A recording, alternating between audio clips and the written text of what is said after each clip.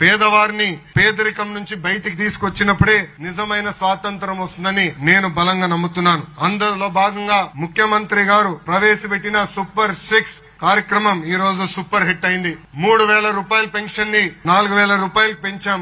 వికలాంగులకు ఇస్తున్న 3,000 రూపాయల పెన్షన్ ఏకంగా 6,000 రూపాయలు చేశాం. బెడ్ కే పరిమితం అవుతే ప్రతి నెల 15,000 రూపాయలు మన ప్రభుత్వం వాళ్ళకి అందిస్తుంది. ఇది దేశంలో ఏ రాష్ట్రం ఇవ్వని పెన్షన్ ఈ రోజు మన రాష్ట్రం ఇస్తుంది. ఇంట్లో 2 పిల్లలు ఉంటే ఒకరు బడికి పంపించి ఇంకొకరు పనికి పంపించాలనేది గత ప్రభుత్వం విధానం. కానీ ప్రజా ప్రభుత్వంలో ముఖ్యమంత్రి చంద్రబాబు నాయుడు గారు ఎంతమంది పిల్లలుంటే అంతమంది పిల్లలకి తల్లికి వందనం అందించారు. దాంట్లో భాగంగా 67 లక్షల మంది పిల్లలకి సుమారుగా 10,000 కోట్ల రూపాయలు ప్రజా ప్రభుత్వం వాళ్ళ తల్లిదండ్రుల ఖాతాలో జమ చేస్తాం జరిగింది. ఇంకా అన్నదాత సుఖీభవ కింద ఒక్కొక్క రైతుకి మొదటి విడతలో 7,000 రూపాయలు సహాయం కూడా అందించాం. దీపం పథకం కింద 2 కోట్ల గ్యాస్ సిలిండర్లు ఉచితంగా ఇప్పటికీ ప్రజా ప్రభుత్వం అందించింది. ఈ రోజు నుంచే స్త్రీ శక్తి కింద ఆర్టీసీ బస్సుల్లో మహిళలు కూడా ఉచితంగా ప్రయాణించే హక్కు కూడా ప్రజా ప్రభుత్వం ఇస్తుంది. గత ప్రభుత్వ హయాంలో ఒక్క టీచర్ పోస్ట్ కూడా భర్తీ చేయలేదు. కానీ మన ప్రభుత్వం ఏర్పడిన తొలి సంవత్సరంలోనే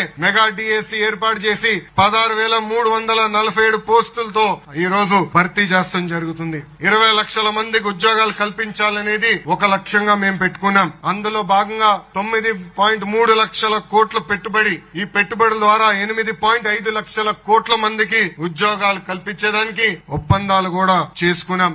Arcelor Mittal, NTPC, BPCL, TCS, Cognizant, Sattva, ANSR, LG electronics, ReNew ఇలా అనేక పెద్ద సంస్థలు ఈ రోజు ఆంధ్ర రాష్ట్రానికి వచ్చాయి.